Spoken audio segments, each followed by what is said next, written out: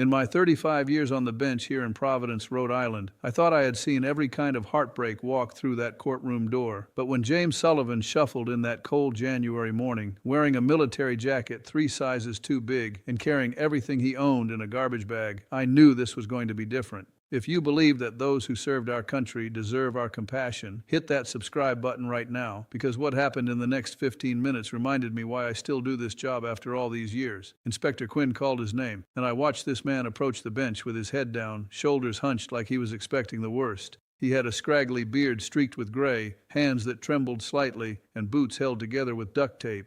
But what I noticed most were his eyes, tired eyes that had seen too much. "Mr. Sullivan," I said gently, keeping my voice soft the way I do when I can tell someone is already carrying a heavy burden. "Good morning. Do you understand why you're here today?" He looked up at me, and I could see shame written all over his face. "Yes, Your Honor. Parking violations, multiple parking violations."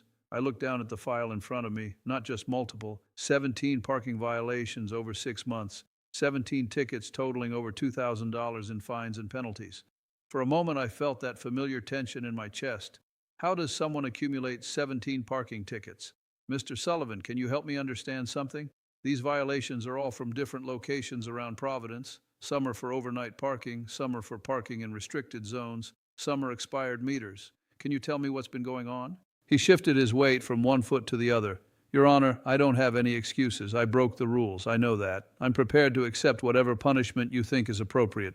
Let me tell you something, my friends. In 35 years, I have learned that when someone won't make excuses, there is usually a reason. When someone is ready to accept punishment without explaining themselves, they are often protecting something or hiding something they are ashamed of. "Let me ask you something," I said, leaning forward slightly. "Where do you live, Mr. Sullivan?" He was quiet for a long moment. Then he said, very quietly, "In my car, Your Honor. I live in my car." The courtroom went silent. I felt my heart sink. Suddenly, those 17 parking tickets made perfect sense. This man was not ignoring parking laws, he was trying to survive. Before I tell you what happened next, leave a comment below telling me how you think we should treat veterans who fall on hard times. And hit that like button if you believe service to our country should mean something. "You're homeless," I said, not as a question but as a statement of fact. "Yes, sir," he said, and I could hear his voice crack slightly. "I've been living in my car for about 8 months now. I try to find different places to park each night, somewhere safe, somewhere I won't bother anyone, but I guess I wasn't doing a very good job of it." I looked at his file again, at all those tickets. Each one represented a night this man was trying to find a place to sleep. Each one was a reminder that even rest was not free for him. "Mr. Sullivan, I see here that you're a veteran. Which branch did you serve in?" He stood a little straighter when I asked that. "United States Army, Your Honor. 2 tours in Iraq. I was a sergeant." "Thank you for your service," I said, and I meant it with every fiber of my being. "My father taught me that freedom is not free, that men and women sacrifice everything to protect what we have. Can you tell me how you ended up in this situation?" He took a deep breath. "When I came back from my second tour, I wasn't the same person who left. I had nightmares, panic attacks, couldn't hold down a job because I would just shut down sometimes. My wife tried to help me, but I pushed her away. Eventually she left, took our daughter with her. I don't blame her. I was not easy to live with." I could see Inspector Quinn watching carefully from his position. I could see people in the gallery leaning forward to hear better. This was not just a parking ticket case anymore. This was about a man who gave everything for his country and had nothing to show for it. "Did you seek help from the VA?" I asked. "I tried," he said. "I went to a few appointments, but the waiting lists were so long, and I kept missing appointments because I did not have reliable transportation. My car broke down a lot, and then I could not afford the co-pays anymore. It just seemed easier to stop trying." "Easier to stop trying," I repeated quietly. I thought about my own father in that moment. Papa used to say that the hardest thing in life is asking for help, that pride can be a prison that keeps us trapped in our suffering. Share this video right now if you know a veteran who is struggling. Sometimes sharing a story can save a life, my friends. "Mr. Sullivan, what about family? Friends? Is there anyone who can help you?" He shook his head. "My parents passed away years ago. I was an only child. Most of my Army buddies are scattered across the country. And the friends I had before I enlisted, well, I lost touch with them. When you're homeless, people tend to look away. They don't want to see you. It's easier for them that way." I felt anger rising in my chest. Not at him, at a system that let this happen, at a society that thanks veterans for their service and then looks away when they are suffering. "Mr. Sullivan, these parking tickets, $2,000 in fines. Can you pay that?" He laughed, but there was no humor in it. "Your Honor, I have $17 to my name. I was planning to use it to buy gas so I could drive to a job interview tomorrow, my first interview in 3 months. So no, I cannot pay the fines. I understand if you need to issue a warrant or whatever happens next. At least in jail, I would have a roof over my head and regular meals." My throat tightened. This man was so desperate that jail seemed like an improvement to his current situation. That is not justice. That is not the America my father came to with hope in his heart and dreams of a better life. "Let me tell you something, Mr. Sullivan," I said, and my voice was firm now. "You are not going to jail. Not today. Not for this." He looked up at me, confusion in his eyes. "These parking tickets, they are not criminal matters. They are civil violations, and I have some discretion in how I handle them." "Your Honor," the prosecutor spoke up, "the total amount owed is over $2,000. These fines have been accumulating for months." "I am aware of the amount," I said, not taking my eyes off Mr. Sullivan. "But I'm also aware that this man served our country. He put his life on the line for our freedom, and now he is living in his car because he fell through the cracks of a system that was supposed to take care of him." I pulled out my phone. Right there at the bench. I called a number I had saved for situations like this, a veterans advocacy organization I had worked with before. "Michael," I said when he answered, "this is Judge Caprio. I have a veteran in my courtroom who needs immediate assistance. Can you come down here right now?" Within 10 minutes, Michael Rodriguez from the Veteran Service Network was in my courtroom. I asked for a brief recess and watched as Michael sat with Mr. Sullivan, talking quietly, taking notes, making phone calls. If this story is touching your heart, subscribe to this channel right now. Hit that notification bell so you never miss stories about real people getting real help in my courtroom. When we reconvened, Michael stood beside Mr. Sullivan. "Your Honor, I have spoken with several organizations. We have emergency housing available for Mr. Sullivan starting tonight. We also have an appointment scheduled for him at the VA tomorrow morning with a caseworker who specializes in PTSD, and we are going to help him navigate the benefits he is entitled to as a veteran." I looked at Mr. Sullivan. He had tears running down his face. "I don't understand," he said. "Why are you doing this for me?" "Because you did something for us," I said simply. "You served. You sacrificed, and when you needed help, the system failed you. But that does not mean we give up on you. That does not mean you do not matter." I turned to the prosecutor. "I am dismissing all 17 parking violations. These circumstances are extraordinary. This man was not willfully violating parking laws. He was trying to survive." The prosecutor nodded. "The city agrees, Your Honor." "Mr. Sullivan," I continued, "I am also going to do something else. I am going to write a letter to potential employers on your behalf. You mentioned a job interview tomorrow. What kind of work are you looking for?" "Construction, Your Honor," he said, wiping his eyes. "I worked construction before I enlisted. I'm good with my hands. I just need someone to give me a chance." "I know people in construction," I said. "I'm going to make some calls, but I need you to promise me something." "Anything, Your Honor."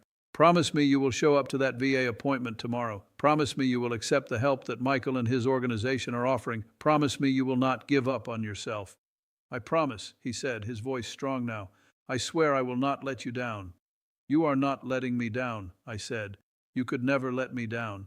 You already did the hardest thing. You served your country. Now let your country serve you. Leave a comment right now telling me about someone who helped you when you needed it most. Your story might inspire someone else who is struggling today." After Mr. Sullivan left with Michael, I sat at my bench for a moment. Inspector Quinn approached. "Judge, that was something special."